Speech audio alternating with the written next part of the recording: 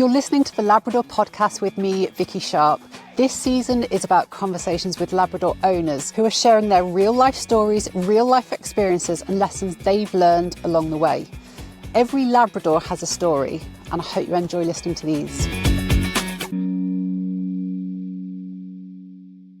Hello and welcome back to the Labrador Podcast. Today's guest is Pete, and the story you'll hear may feel really familiar if you've had a young Labrador. Pete did everything he thought he was supposed to do. He went to puppy classes, threw himself into training, and was completely committed to giving Bonnie the best possible start in life. But despite all that effort, life with a young working line dog was overwhelming. In this episode, we're going to talk about the challenges of raising an energetic young dog, the pressures many owners place upon themselves, and how sometimes the biggest changes happen when we change our own approach rather than expecting the dogs to change. Pete, thank you so much for joining me. Let's kick it off with introducing our listeners to Bonnie. So tell us her age, her colour, what she looks like, and a little bit about her breed makeup. Sure. Thank you very much for having me, first of all. So Bonnie is coming up 3 years old.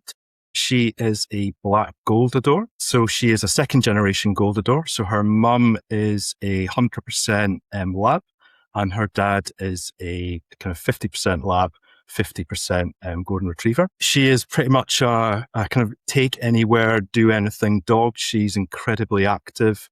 We go running 3 times a week. She's on a group walk twice a week. We walk 3 times a day. She's incredibly friendly. She kind of just loves people and just really good fun to be around. Just very much enjoy being with her. And Pete, you have a smile on your face when you do talk about her, so I know she's pretty special to you. Absolutely. You mentioned she's a Goldador, so she's part Labrador, part golden retriever. Was that always the aim when you were going to get a dog? Had you heard about that, or did you discover it as you were searching for a dog and the Goldador just happened to come up? Yeah, so I think when the opportunity came up where I think, we could have a dog, I guess the most important thing for us was about having a dog which was, I guess, perfect family dog. That was really kind of what we were looking for. Did my research. I did want a bigger dog. That was one of the things I did want. And when I was doing my research, obviously you come across the Labrador, you come across golden retriever. And then one of the things that caught my eye was a Goldador. And, the more I looked into it, I think the Guide Dogs UK, I think 60% of their dogs are Goldadors. And I think the idea is that, the cross kind of brings out the best of both breeds. They're both obviously amazing breeds, and it kind of brings out, the best parts of those. And I think the more I kind of looked into it, this is something that, I really thought, this is going to be, really kind of perfect for our family. So that kind of set me down the road of going after a Goldador. And how did you kind of find it? Did you find the dog first? So looking through the internet, did you go, oh, that's a really cute puppy, we need to go and see that litter? Or did you find a particular breeder that you liked the look of and then happen to get a puppy from them? I would say I was quite cautious. I'd done quite kind of my homework, obviously kind of, listen to friends and their kind of experiences. You kind of read things, hear things over the years. So I was quite cautious. I'd initially made a phone call, which took quite a long time to make the call, to be honest. It's it's a big step, isn't it? It's a huge step. And unfortunately, the timings didn't quite work out. So that didn't go well. So I think there was probably quite a long period, maybe like a couple of months or so went by. And then there was somebody who, actually quite far away, was down in Somerset, were advertising. And one of the things that kind of drew me to them was that, one had, just talked so passionately about their pups, but also they wanted to have their pups back for holidays. They were very much around kind of, including you in the journey, including you after you've taken your pup. And it was something that really kind of drew me, because I was thinking, if you've got somebody who, wants to see them afterwards. This is kind of all the things that make you feel a little bit nervous about buying a dog. Suddenly you've kind of got this kind of comfort here. And I gave him a call, we kind of hit it off, and it was actually a really lovely journey. So I think the pups were maybe about 3 weeks old. Immediately you're part of like a Facebook group, lots of, videos, photos, all that sort of thing.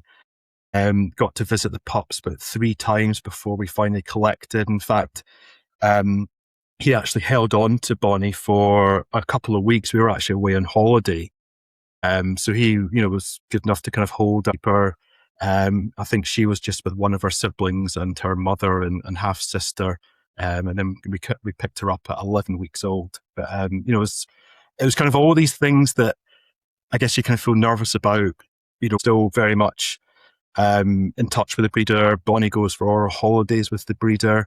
In fact, the breeder's actually popping by tomorrow, believe it or not. Even though he's in Somerset, he's got another litter that one of them is actually local to the area I'm in.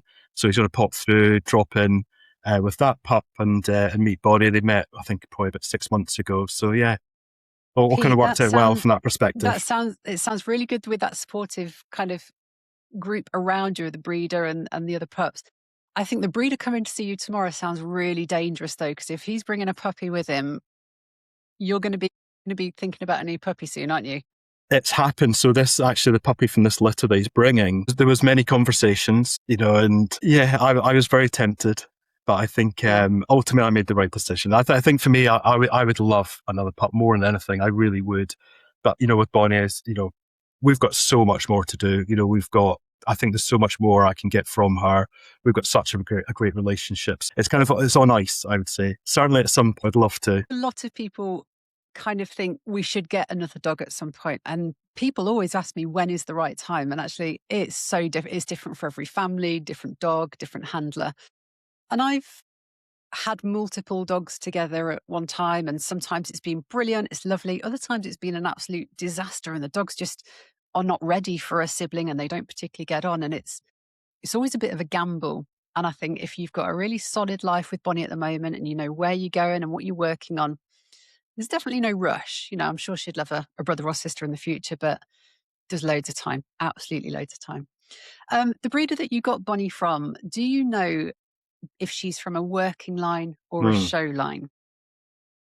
I have to admit, this is one of the areas I did not know about before I took Bonnie on.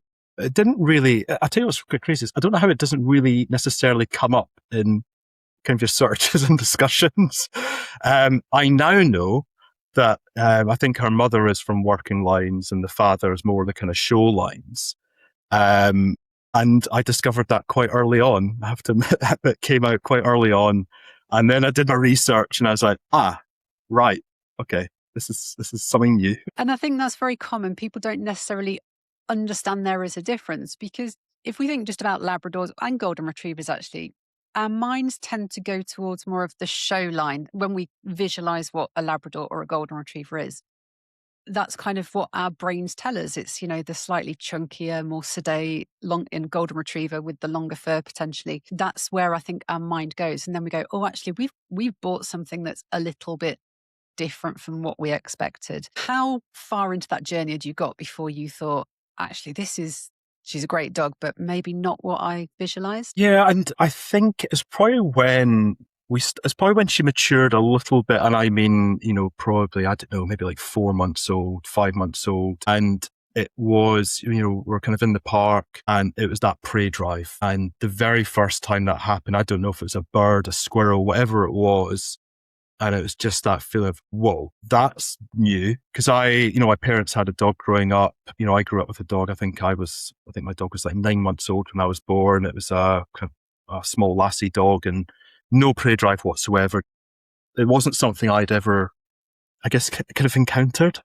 I think at that moment when that happened, as just said, this is like quite serious now. Like, this is something I need to really I didn't know what to do. I had no clue what to do, how to do it. But yeah, that was my first experience, and it was a real kind of like, what have we done moment. It was one of those ones where you think, this is, I don't know what to do here. Would you say there were other moments like that in let's say the first couple of months of bringing her home? So even when she's, I think you said 11 weeks when you brought her home. So people often find the first few weeks very tough with the biting and the chewing and trying to keep this cute, fluffy thing amused. Was it how you expected or very different? I say I'd done a lot of work before we got her. Luckily, like I said, I think we first kind of chose her out, kind of picked her when she was about 3 weeks old. So we had quite a long period to prepare. Kind of buying all the stuff, but also kind of mentally as well, and doing all the kind of the work there. So I think I would say that I was I'd done my best. Obviously, nothing prepares you for it. Clearly, I'd read some, what I think are quite helpful books in the sense they were real kind of like, what do you do when your dog comes home? Hour 1, hour 2, hour 3. They were very much kind of books like that. So I'd say initially, one of the big things was like crate training, literally within the first hour of her coming home, put her in the crate. Like all of our sleeping arrangements, I never let her sleep outside the crate. So whenever she was tired, put her in the crate. I slept downstairs with her for the first 2 weeks. I was in the downstairs bedroom just next door to where she was sleeping. Every 2 hours, set the alarm outside, outside, outside. So I said that part went fairly okay. Then I think maybe like the second week of having her, I took her to puppy classes. And one of the big things that kind of started to become incredibly apparent was her love of dogs. She got such a high from other dogs, just complete overexcitement, completely couldn't contain herself. So that was one of the big things that I think really the whole of the first year was really all about was how on earth do I get more interesting than other dogs? That was like a really big part to deal with, as well as this kind of prey drive as well. That was, two quite major things. And you think about when you take your dog outside, you're taking this lovely puppy outside. As soon as you go through the gate, it's like, everything's kind of crazy. But I'd say one of the things that was, she's always been good at, and I think it's more, I'd probably say like in the house, at home, she's been great. And I think it's because I've been confident. I've been very clear. I've set boundaries. I've been pretty good, very consistent with her. I think when I go outside, I take her out on walks. That's when I think things really just completely broke down. I think, I'm quite introverted. I don't like to be kind of animated outside. And that's really what you need to be, right? You need to be animated. You need to be interesting. You need to kind of do all these things. And I found that really difficult to begin with. It didn't come naturally in the slightest. And I think that's really where things went wrong outside of the house. And I think there was such a divide there. You said it doesn't come natural to you to kind of be that big, bold, interesting character, which you, like you say, you need to be to entertain this dog. But Bonnie's, of course, experiencing this big, exciting new world outdoors, and you have this battle. It's like you against the world, and the world can offer so much to a young puppy. But you also said she went to training classes. When she was in those training classes, was she fairly good? Did she take to it well? And did you enjoy the experience of going to puppy classes? So it's probably about a tale of two halves. I loved the classes personally for me because I think they gave me confidence. I was able to kind of ask questions. When you go to puppy classes, right, it's not about training the puppy, it's about training you. It's about training you as the human. And I think I desperately needed it. I lacked a lot of confidence, and I think the classes gave me confidence. In terms of Bonnie, obviously complete catastrophe, disaster. You'd have divides set up, she'd be straight through them. Things got better. We did about, I think, probably 2 blocks, about 8 weeks of classes. And I say they're very much, the way I reflect on them is they're very much for me. They were very much around me gaining confidence, me being able to ask questions, being able to kind of interact with other owners. But in terms of actually what happened in the class, of course, it was absolute carnage. But I'll tell you something that's surprising was the next day in the morning, you'd be like, I don't know, down, and you'd be like, you didn't do that yesterday. It's like, what's happening? It's almost like, it's bizarre. And these guys are super clever, right? They're so smart, they're so clever, and they absorb so much. But in the moment, nothing gets absorbed. Like the class is crazy. But when you get back, it's calm, it's quiet, things do begin to happen. But I'd say the classes are very much for me on reflection. It sounds like actually they were really helpful. Yes, and they were. You also picked up on the point that the training was for you. And I think that's a big thing that we often forget in training. For me personally, I'm seen as like a dog trainer, but I rarely actually train the dog. I train the humans to get the best from their own dog. Do you think there is benefit to everyone going to some sort of training class to refresh their knowledge? Even if you've had dogs for 20, 30 years, would you feel that it's worth maybe listeners that are thinking about getting a new puppy to go to them? Do you think it would give benefit to even an experienced owner? I think it's a bit of a non-negotiable. And, from my perspective, when I think about I've been to a lot of training over the years, and, if I get another dog, would I do the same? Absolutely. I think you're up against two things, right? You've got the breed. You need to understand the breed. That's like part one. And obviously you've had one, you understand a bit more. And the second one's the dog's personality. It's, I think you're kind of battling almost both of those. And if you've got experience of the breed, clearly that bit's good. But, every dog is different, right? And, ultimately it's almost kind of finding there's almost like a recipe, right? But in terms of the exact amount of each ingredient, I think is very different for each dog. Bonnie likes some things, responds terribly to others. And I imagine with another dog, it could be the mirror opposite of that. But I think you almost need the training to kind of find that and kind of someone to help you find that balance. Yeah, I agree. And if you think about Bonnie's whole litter that she came from, so let's, as an example, say there were 8 of them, you could probably put all of those 8 litter mates in the same training session. And you'll probably find that they all learn in different ways. They've all got different motivations. They've all got different desires. Their handlers are ever so slightly different. And I don't think there is this, you said, recipe or textbook that says this is what you do at this time, at this scenario. And you probably found you were getting information from everywhere. Your trainer, your training classes, you mentioned books. We know the internet's a wonderful place for getting information, but it can also be a pretty dreadful place to get information. Did you find lots of different resources everywhere to help you, or did you also find it a bit of a hindrance at times? I think it's difficult when you are going through a difficult time. I think that's when it becomes really quite, I don't use the word depressing, but almost as depressing. And I think, when I look back with Bonnie is that, we had this kind of, like I said before, we kind of had this divide, at home, things were going brilliant. Like she really was wonderful. She has this incredible off switch, even at a young age. You go out, we'll talk about it in a second, but, at home, she'd just flop out. She'd do that lovely thing of flopping out. She was brilliant, absolutely wonderful. And that bit was going really, really well. But, you kind of, as soon as we went outside, you see these young dogs doing X, Y, and Z online. You see them even in you go down the park, you're seeing young dogs doing things. And then, it's just like, oh my God, like what am I doing? Like, is it me? And you start to really question yourself. It's like, am I wrong for this dog? Am I the wrong person? Like, have I just been like, and you just feel like you completely let her down. And, and I know a lot of it, I think with me, I was very nervy. I was very anxious, and that I don't think helped. My wife, perfect example, she got a lot from Bonnie going outside at a young age. She was, very relaxed, very chill, very outgoing, and she definitely responded differently in that situation. To me, he was on the long line, kind of pulling this thing tight. It's like, oh, no, don't do that, don't do this. And it's the worst thing you can do. So I think that's definitely something I've kind of learned. You quite honest about it being difficult and something that actually wasn't natural to you. Yeah. When did that difficulty when did it kick in, and did you think, oh my gosh, what have I done? And what did it look like? Try and visualize it for people. What were you experiencing day in, day out to make it feel so tough? I think there's probably 2 scenarios. The first scenario is just being at the park. You're kind of going on your walk, and it's a beautiful park, lovely dog owners up there, fantastic dogs. But you just dread walking past every owner. You'd absolutely dread it. And then you start to dread going out. You start to kind of go out earlier. You go out to places that are more kind of obscure where you're not going to see someone. And that's when you start knowing things are not going the right way.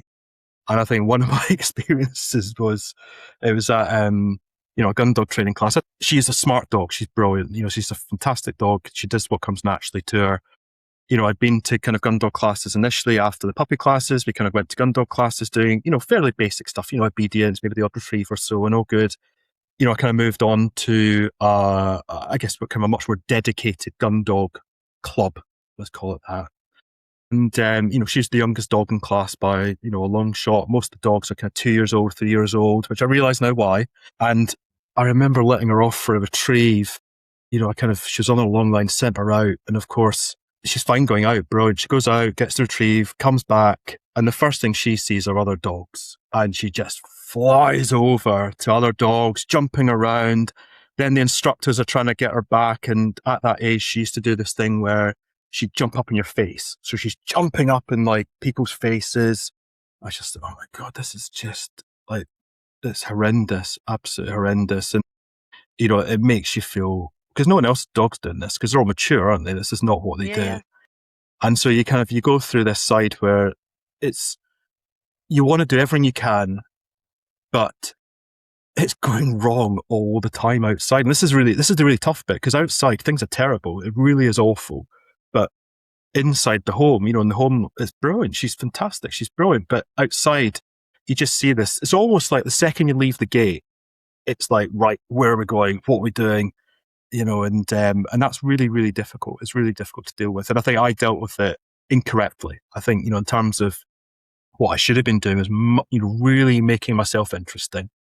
Really making it kind of valuable, being next to me, doing all these things. And I remember the trainer, saying to me, it's like, you're boring. It's like, you need to make yourself interesting. And again, there's no comment. It wasn't aimed directly at me. It was like other people as well. Other people were kind of, had other things going on, but it was very much, you've got to be interesting. You've got to be animated. You've got to be kind of, you've got to catch the dog at the right time. So timing's everything as well, right? So it's not about being animated all the time. It's about that moment. So in that example I gave where she veered off towards other dogs and kind of, completely lost her, there was a second there where I could have got her. If I was like, hey, Bonnie, you come here. I could have got her there and I could have brought her back, and things have been fine. And I didn't know any of this at the time either. So you kind of compound the fact that she loves other dogs. She's got the prey drive. I'm shocking as a handler. You kind of put all that together and it really doesn't add up particularly well. I think you said two really important things there. So about being interesting, you've got to be more interesting than the rest of the world. And that doesn't just mean taking really high value treats with you. It means actually you have to be valuable to your dog, be part of the fun they're having. But timing is so important. And some dogs, particularly busy brained working dogs, they probably give you half a second to get it right. And if you don't get it right in that half a second, they've moved on to the next thing. And then you're trying to resolve the issue once it's already happened. So you must kind of get in there before it happens. Your trainer kindly told you were boring, and I don't think you are boring, Pete, but in the sense of a young puppy, everyone's quite boring compared to the bird that's flying around. Did your trainer find any kind of useful ways for you to kind of be more interesting? I guess that's kind of where I learned a little bit more about tone of voice, a bit more about kind of gestures, a bit more about body language. And I think, again, I didn't really know anything about this until, this is, again, going back to your point around training. This is exactly why training is so important, because it's about teaching you. It's not about teaching, it's about teaching you as for me anyway, it's about teaching me as a handler. And I think these are all the bits I learned, is that I didn't think about body language. If I'm standing in a way that maybe looks a bit stern, a bit kind of annoyed or whatever it is, why on earth would she come back to me when I look like that? If I'm open arms, smiling, come on, Bonnie, doing all these great things, of course she's going to, it's going to make her much more likely to come back to me and listen and want to be with me, rather than just kind of be like, Bonnie, come here. And I think that's one of the big things I've learned, and that's one of the big things I still take today. It's not the fact you're going to be loud and booming, it's just the fact you've got to be doing that at the right times. And it's very much pitch and tone of voice rather than being loud. Some people think they've just got to shout and, at the top of their voice. You don't. You can keep that kind of low level voice, but you've just got to sound a bit different and sound a bit interesting to your dog. Yeah. Because dogs don't actually understand the English language. It's not like they've got this word bank in their head, but they will respond to, does mum or dad sound fun, exciting and interesting? Or do they sound really cheesed off and a bit annoyed that I've, gone off to play with the other dogs first? So during that Gundog class that you were doing where she failed the retrieve and went to go and play with the other dogs, it sounds like you realised now that she was probably too young or behaving the way she did because she was younger than the more mature dogs that were in the class. Did you persevere with those classes, or did you knock it on the head and did it knock your confidence? I did persevere. So that particular course I was on, the kind of second block that I did with a different trainer, it was like I think it was like 4 or 5 weeks worth of lessons, and then you did a test at the end. And that was probably the worst thing you can do as somebody who, one, is struggling, 2, is quite anxious and nervous anyway, and 3 is kind of dealing with quite a tough kind of situation. And the classes were brilliant. Like, the training was excellent. Like, the actual training was brilliant. It was the fact that being pressured to pass an exam within a very small time period with a dog that you're unable to control I think was too much. We practiced incredibly hard. I think I probably pushed her too hard at too young an age. Would I do that again? Absolutely not. I don't think that was the right thing to do. I should have just gone to the the classes, enjoyed the classes, had fun there. And that's what I should have done. Instead, I kind of was like, I don't know, I had this crazy idea, it'd be lovely to get a rosette. It'd be lovely to kind of get a certificate. And I thought that would be the right thing to do. And it was just the wrong timing, completely wrong timing. And I think we really suffered from that. I think our relationship suffered from that. I think I pushed her too hard. I don't think it was the right thing to do. And she passed her exam, so during the exam, luckily the dogs were maybe like 100 meters away. So you're really on your own and things went brilliant in the exam. She, at the end of the day, she does what comes naturally to her. She goes off, she retrieves, she's brilliant on sit stage. She does all these things. She hunts, she's brilliant on that sort of stuff. At that point in time, next to the dogs, absolute disaster. And I think after that, it was such hard work, so stressful, put such a stress on our relationship.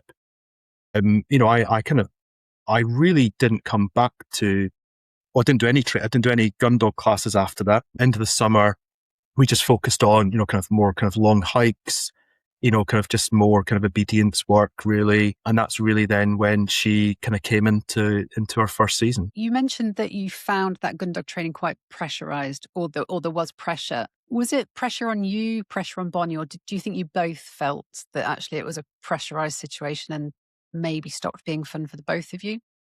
It was a pressurized situation. I put the pressure on myself. It was me that signed up to it.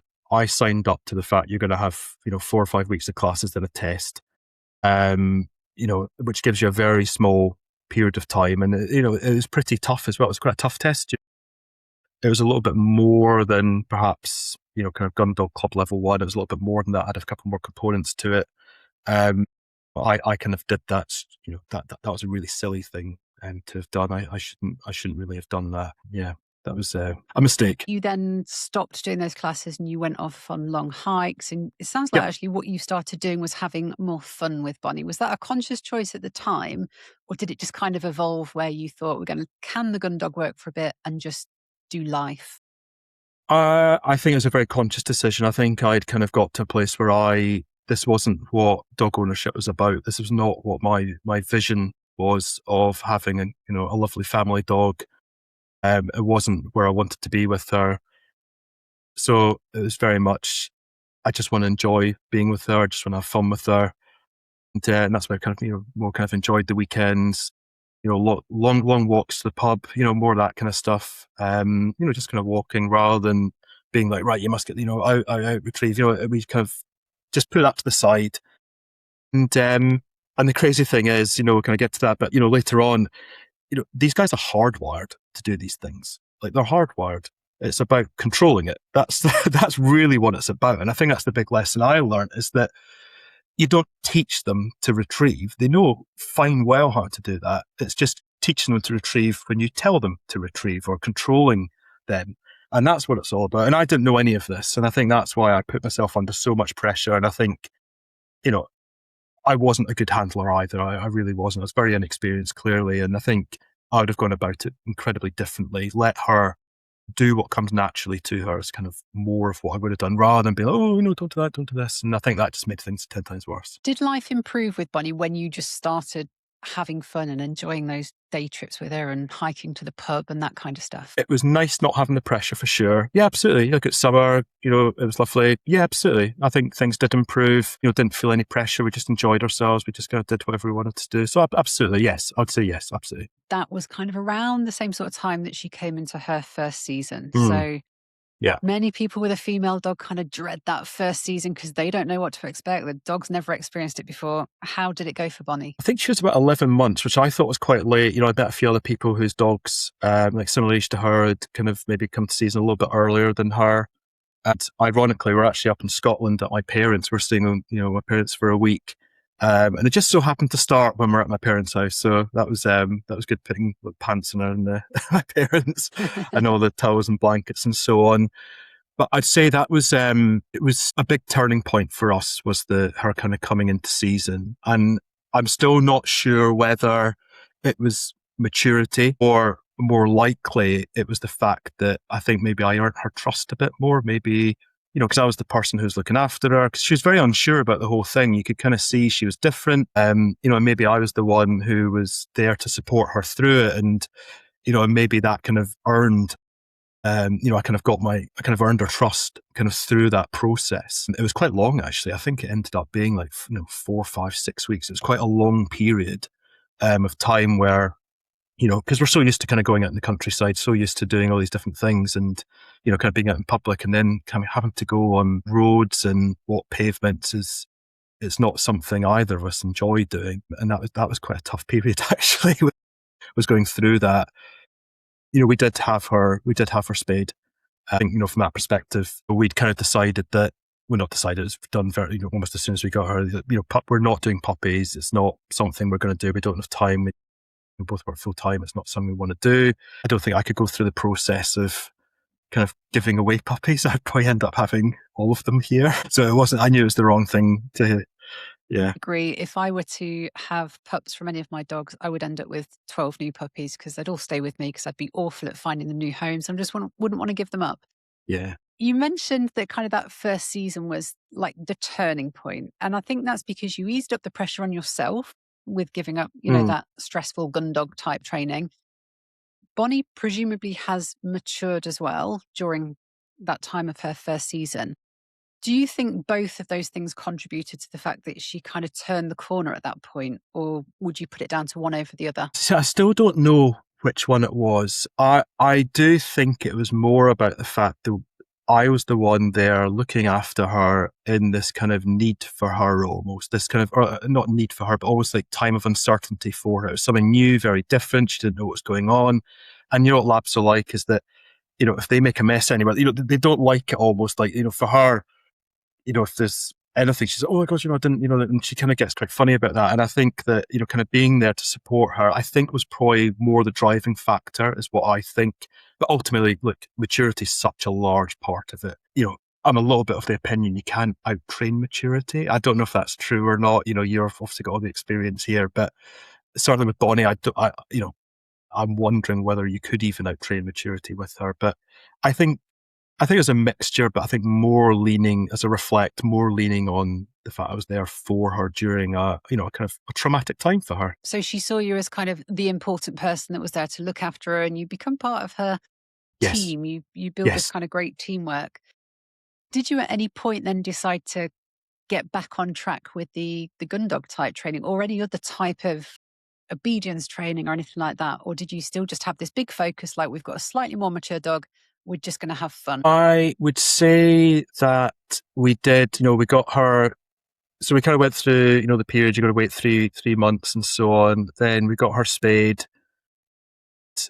I guess kind of that period leading up, there was definitely a slight difference in her for sure. I still kind of remember doing it. She was on a long line still. I mean, she was on a long line to quite late on. And I remember doing a recall whistle and just expecting nothing to happen. And she came back and it's like, okay, like she obviously came back for another reason. Well, it wasn't that, and then this became a bit more repetitive. So it was definitely this kind of, again, it was very subtle. Like we're talking very subtle differences, but differences enough that you're like, this is new. This is good. And then I think, she was spayed. And then we had this period, I don't know, it was like a 3-week period. You can't walk them. She's got to kind of be quite gentle with her walks and so on. And I think having gone through more pavement walking, I think that's where it was like, right, let's get back out. As soon as we could, we're back out in the countryside each morning. We're doing these things. And I think I probably was a lot more relaxed with her. I think I gave her the benefit of the doubt much more. And I think it was a bit of a two-way thing. She'd kind of shown me that she is able to listen. And I think it really kind of took off from there. That's when things really took off in terms of us progressing, not just in the house, but actually outside. Things were going really well. I mean, all this time, we're doing loads of things all this time, like heel work. We're doing so much work on loose lead walking, so much work on heel work. We're doing all these things in the background. It's just that it was so unreliable. That's all. And I'd say kind of, once she'd been spayed, once we kind of got into this would have been like, kind of January, start of the year, things were really beginning to improve quite quickly, is what I would say. She would have been, 15 months, 16 months. And this is really when things start to go very quickly. And I'd always had a passion for the Gundog training. I'd always enjoyed it. There's nothing better than seeing her kind of getting the retrieve, head down, hunting, finding something. I love that side. I love the obedient side of it. I really enjoy it. And there's nothing quite like seeing her enjoying it more than I am. I love seeing that side of it. And that's really when things kind of took off for us and things, we got back into it. And then this is when, with our trainer, this is when the courses started back up again. And we were there in February, day one of the courses starting back up again. And actually, I think we ended up doing the Gundog Club level 1 and level 2, I believe, maybe like the May, June sort of time, something like that. And is this the same training program that you did where you went and you felt like you'd gone too early with it and you felt a bit embarrassed? Is it the same group? No, it was the initial one where we'd done puppy classes and then progressed on to the Gundog training. It was kind of back there. It was a very relaxed atmosphere. It was good fun. In the sense that, even like at halftime, we kind of all get together, have a break, dogs would kind of go crazy with each other and stuff. Then it's, 5-minute break back, and it was just nice. I think what I enjoyed of those classes was that there was no pressure. So every week it was always somebody's dog who really couldn't be bothered or wanted to go and play with other dogs or whatever it was. And it was nice because there was no kind of pressure in terms of your dog having to perform. There's no pressure in terms of you being embarrassed. It was, everyone had their turn every week. It was always somebody's dog, right? It was always somebody's. And the next week they'd be brilliant. And then it'd come full circle again. It was always like that. And it was good fun. I think that really was exactly what I needed at that point, where I needed something quite relaxed, needed something, where I didn't feel pressurized. I could kind of go at my own pace. And also I'd been through the material already. So it wasn't kind of like brand new stuff. It was more just going over things we had done, I don't know, like 6 months ago. And I tell you, the funny thing about that is that it was so much more fun doing it with a mature dog. It was just a totally different experience, completely different experience. Bonnie was totally different. I was totally different. And the results were totally different. It wasn't this kind of like hanging on a knife edge. Is she? Oh no, I don't know if she's going to do it. I don't know if she's going to do it. It's much more around, yeah, it's fine. We've done this 100 times. It's fine. Yeah, on you go, Bonnie. Yeah, on you go. And it was very relaxed and it was nice. It was good fun. Enjoyed it. The maturity in a dog can definitely help with so much. You just get more brain space and more capacity for learning and good stuff to happen. But it sounds like the type of training you had took a lot of pressure off you as the handler as well. And I imagine much more fun than the kind of stressful situation of knowing you've got to do tests. Did you pick up lots of things that you were doing in that class that then translate into everyday real world type stuff that you can do on walks and stuff that you can do to entertain Bonnie when you're on a call at work, that kind of stuff? Yeah, definitely. I think that, when we go for walks, we walk, but it's not a walk, if that kind of makes sense. Sometimes I'll take the rucksack out with all the dummies that we've got.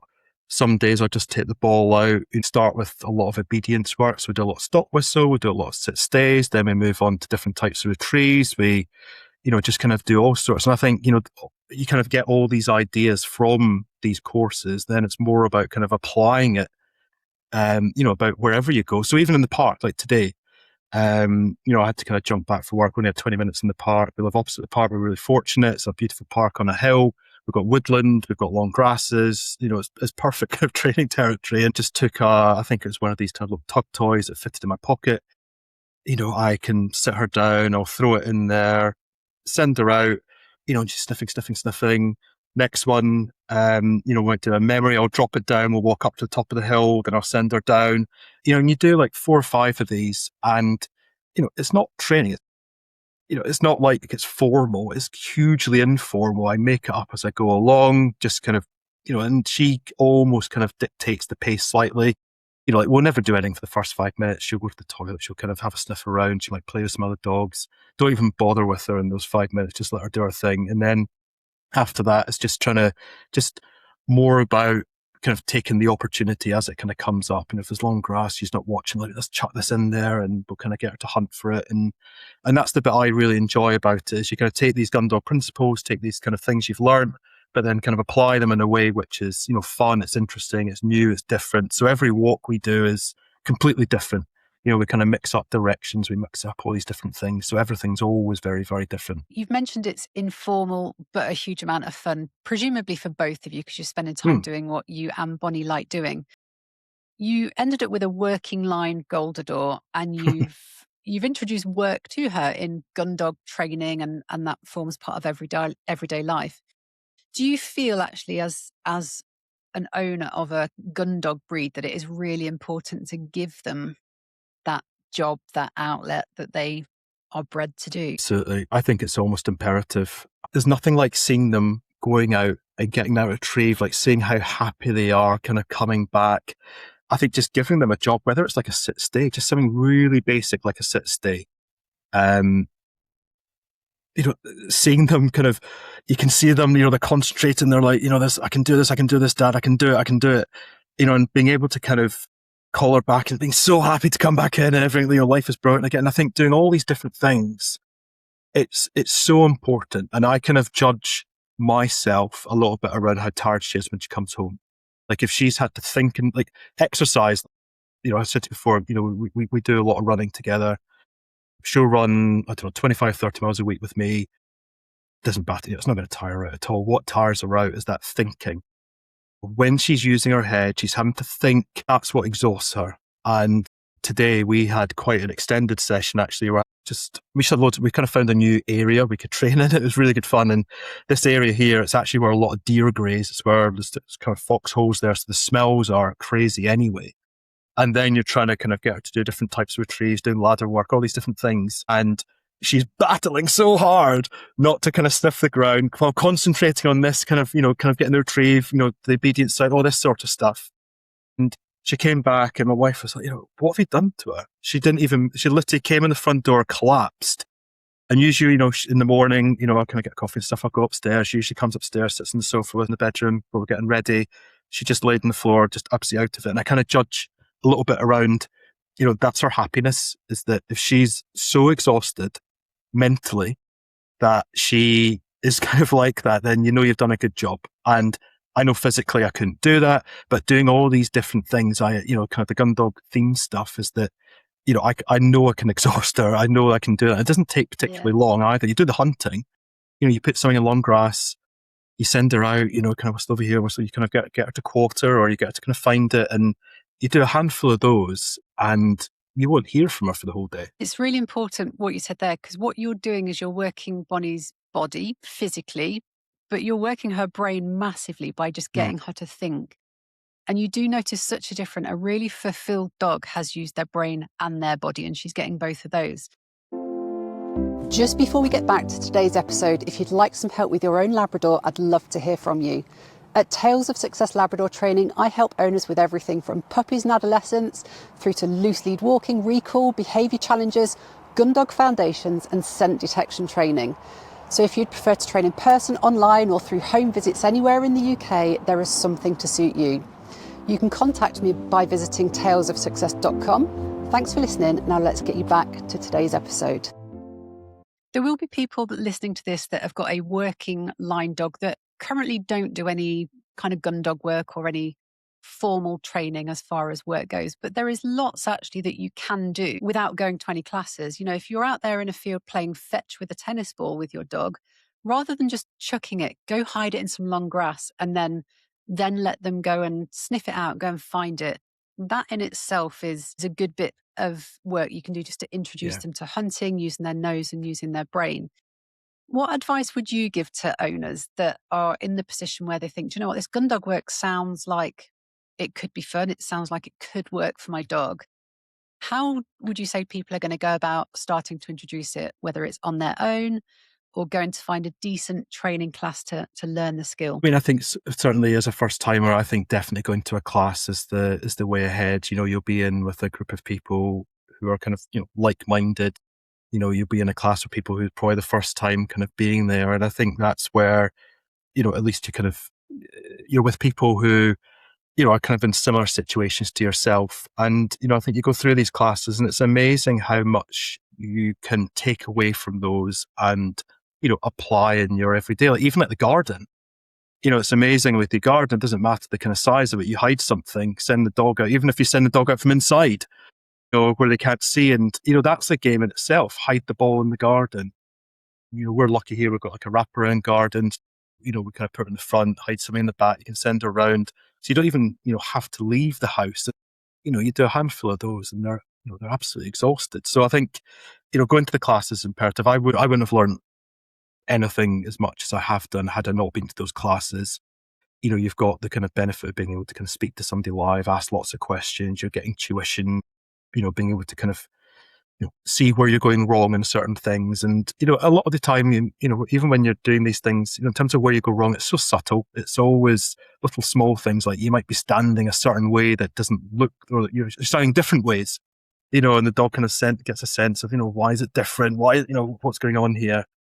So class is definitely the way to start. And, there's so much stuff online in terms of, getting creative with things. And, even if it just advances to literally hiding a ball in the grass, it's amazing how many fun situations you can make out of that. So even something like a fetch it, I think people don't like these little, kind of chuck it things. Is a chuck it called?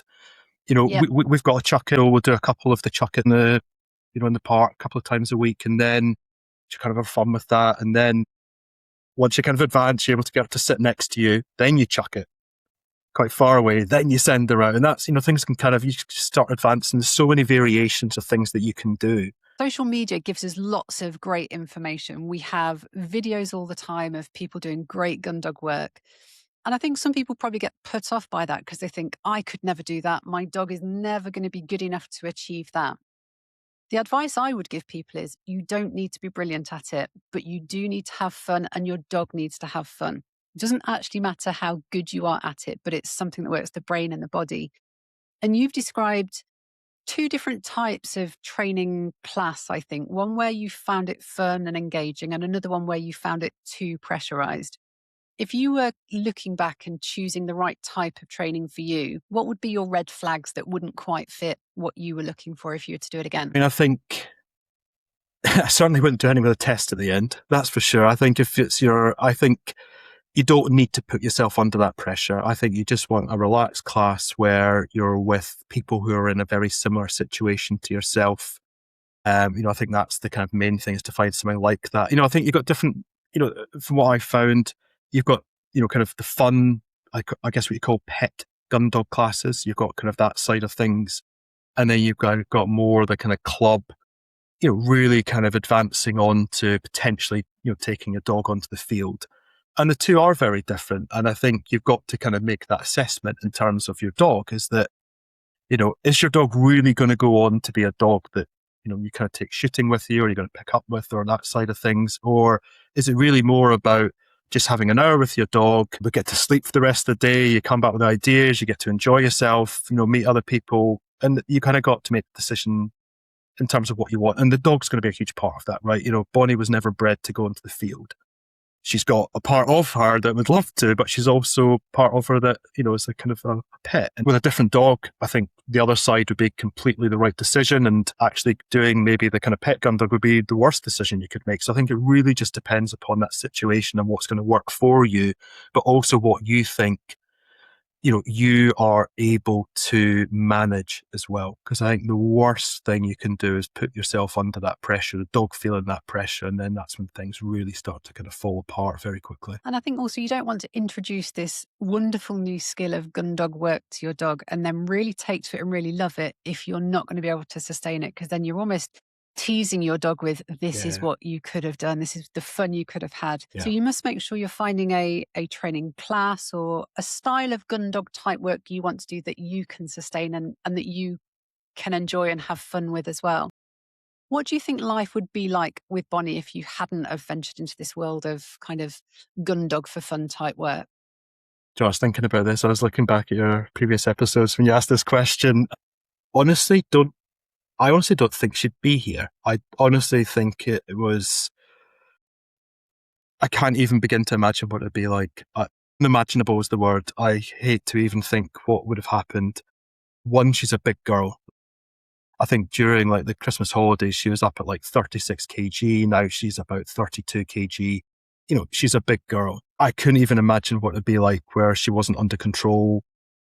She was unruly, all these different things. I can't even begin to imagine. If you can't train, I don't know what you do. I don't know what people do. I honestly don't in these situations. I really don't. I have no idea what happens. To give listeners a really clear, contrasting view, just describe what Bonnie is like right now, this week. Is she a dream to have around? Does she still have her quirks? Quirks, not so much. Like, she is a wonderful companion. It's great fun to be with. I look forward to, we walk our big walk is in the morning. And I really look forward to those. I love it. We go running 3 times a week. Every second day we go running. She's my running partner, has been for the last couple of years. I love going out with her. So that side of it, I've got I've got my kind of friend, who's always kind of with me. I love going out with her every time. I'm always thinking of new things we can do. I watch something. I'm, oh my God, I could do that there. I'm wondering if I could throw it there. I wonder if I could send, and I'm constantly kind of thinking of things that we can do. And she's just in the house. She is wonderful. She's got the kind of most incredible kind of off switch, almost to the point where she's incredibly lazy in the house, except obviously if she hears the rustle of a bag or so on. She's obviously devout food lover. She's incredibly loving. And she's just brilliant. She's absolutely wonderful. Like, even sleeping, we had her in the crate really for a couple of years. And then it was only recently, she's out of the crate in her dog bed in the kitchen now. The other night we tried to bring her up to the bedroom to sleep. I think the kids had, it was a World Cup, so they had late night games. Kids were there, so we just have her sleep with us because we'll fall asleep anyway. And she didn't want to sleep with us. She wanted to go downstairs, have her own space, and kind of, not be. And she's wonderful. She is an amazing dog. She's great fun to be with. She has her quirks, absolutely. Her quirks are probably more around, she loves to guard the property. So if you're out the front, anybody walked past, but again, you call her back and she's fine. She just wants to do her. I think she just thinks she's doing a great job. It's like, look, I'm doing this great job here. And that's probably one of her quirks. She sometimes doesn't like people in hats, bizarrely. I don't know why. High vis, sometimes she likes it, sometimes she doesn't. Never trust a person in a high vis and a hat. They're always wrong. And you've really nicely described Bonnie now. And you're saying it with a smile on your face as you talk about it. So I can see she is like a real good mate to you. But at the beginning, you described that you found it really, really tough. So what would you say to yourself if it was that weird situation where you were having a chat with yourself when Bonnie was 6 months old and you were feeling kind of a little bit low about the fact you've got this puppy and you're kind of struggling? What advice would you have given yourself? I think a lot of it is probably like, trust the process. You've got to trust the process. You've got to keep going. You've got to be consistent. You've got to have boundaries. You've got to get the foundations right. You've got to keep going. Even if there's no results, even if it looks completely kind of fruitless, you've just got to keep going, because there'll be that day where you're like, how did that happen? She's never done that before. And then it just suddenly starts to happen. Things start to take off really quickly. At least that was my experience. And would I have listened to you back then? Probably not. I probably wouldn't have listened to that comment. But I now know is that you've got to trust the process. You've got to go through it. You've got to do your best. You've got to stay consistent. Don't give up. Keep going, and it will all be worth it. And I think when you get that kind of bond, there's nothing quite like that bond. It's incredible. It's great fun. And that's worth sticking in there for, right? Is that bond. Very wise words. Would you get a Goldador again, or have you been put off, or are you now absolutely smitten with that breeding type? No, I'm definitely I would say I'm definitely more on the lab side. I think kind of lab Goldador. I think I love the kind of the working side. I love the dog. I love Bonnie and the fact she's got a bit of drive in her. I think, when I've been to some of these classes and you've got maybe like the show lab where there's not very much drive, you chuck the ball, whatever it is. And it's like, that's not what I want. I actually want a bit of a challenge. I do enjoy that, as much as what I've said, I enjoy the challenge. That's why I'm still here. That's why we're talking right now.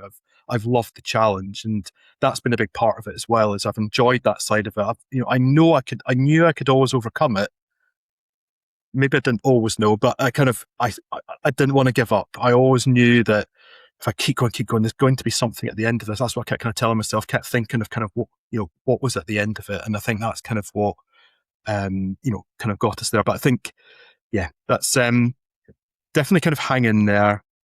It's all kind of worth it. I don't think when we're in that situation, though, we really notice as Labrador or dog owners, we don't really notice the improvements as they're happening, because it can sometimes be such it's like a slow drip, drip, drip effect. But then all of a sudden, all those drips that have gone into that knowledge bucket of your dog, suddenly the bucket's full and you go, actually, it's all just kind of fallen into place. And sometimes that can be a matter of weeks, months, and for some dogs, it's a long time. But as long as you keep putting drips in that bucket, you will eventually kind of get the finished article. Did you ever feel like giving up before you'd put all those drips in? At one point, I did honestly think that Bonnie was going to be in a lead for the rest of her life. I honestly thought that, and I went through quite what felt like a long period. It was probably like a couple of weeks, but it felt like forever. I was just like, this is what life is like. We're always going to be a long line. She's always going to chase after other dogs. She's always going to do this. This is what it's always going to be like. Absolutely, you kind of have those, kind of down moments. And but I think one of the key, you kind of mentioned it there, one of the things, I kind of go back to your last question, kind of telling myself is that I think you've got to, when you look back, you got to not think about the negatives all the time. You've got to also recognize the good things, like, where have you improved? Where have things kind of really been going well? And I think you've got to kind of enjoy those wins. You've got to recognize them. You've got to kind of, give yourself a bit of the pat on the back for doing those things, because if you focus on the negative, it is always going to be negative. But there's always bound to be things in there that are positive you can kind of, draw from and to kind of help keep you going, for sure. The positives are often difficult to spot when you're in that spiral of feeling really low about it. Yeah. And I would say to people, get someone else to look, get a fresh set of eyes on what you're doing. It doesn't have to be a professional trainer, but it's got to be someone that is not necessarily emotionally attached to what's going on, that can kind of give you a bit of clarity that what you're doing is the right thing, or actually some gentle advice in the right direction to say, you need to do something different to get the better relationship with your dog. And you had that from several different trainers, and it sounds like you've watched social media quite a lot and you've seen lots of different things that are good for dogs. Looking back at the relationship you have with Bonnie and the things you've achieved with her, what would you say you are now most proud of, that you look back with fond memories? Gosh, that's a good question. Oh gosh, so many things. Look, I think as difficult as it was doing that first Gundog kind of exam, I still showed up. I turned up, and believe me, I nearly didn't turn up to that, because I was just like, this is just horrendous. It's going to be a disaster.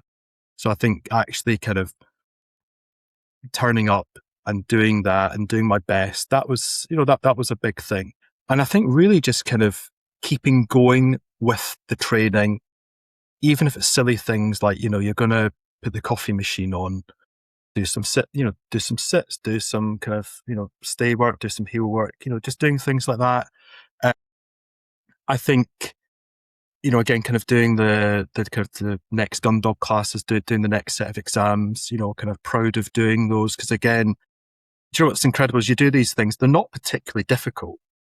They're really not. But to do them with people watching you, an examiner, getting it right at that place, at that time, in front of those people is incredibly hard. And I don't, you never really know, well, you've got no control over what's going to happen. You sort of turn up and you do all the right things and you've got no clue how things are going to happen. You don't know how it's going to roll out. And I think now is, in terms of what I'm proud of now is, I kind of like to think I give her the best life possible. I'm kind of proud of that side of it. I like to think she has a very varied life. She has, a very active life. I like to think that she's content. I like to think that, she's done, we've done lots of great things with her. We got to see my parents a couple of times a year, stay up there for a week.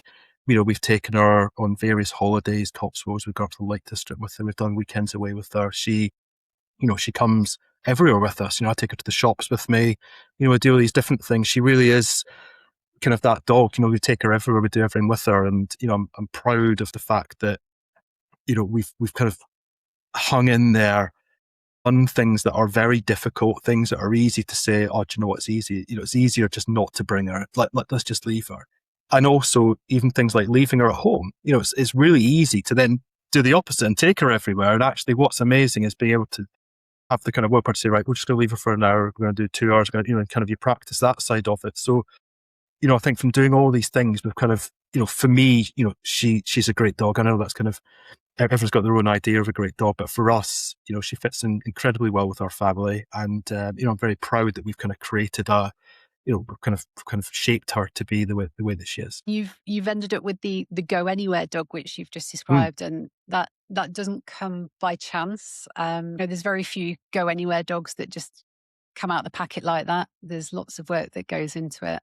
A lot of your Gundog work and actually the adventures that you have with Bonnie every day, I know you post on your socials because I enjoy watching them. We'll have listeners that will probably want to see what you get up to with Bonnie. Where can they find you on Instagram to follow your journey? Yep. Instagram name is Pete Campbell 606. They just give you an idea of the kind of things you can do with your dog, the kind of fun you can have, and just hopefully kind of gives other people ideas of things that they can do. And also it's nice to kind of track progress, isn't it? You kind of, when I look back, it's a nice way of, of kind of seeing that, things are kind of trending the way that you would like them to. And, that's really kind of why I put the videos up there.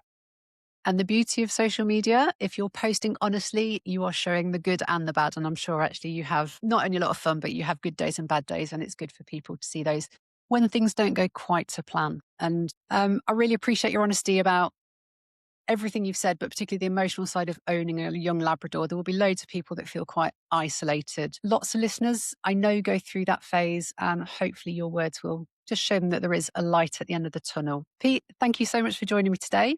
And to everyone listening, thank you for joining us for another episode of the Labrador Podcast.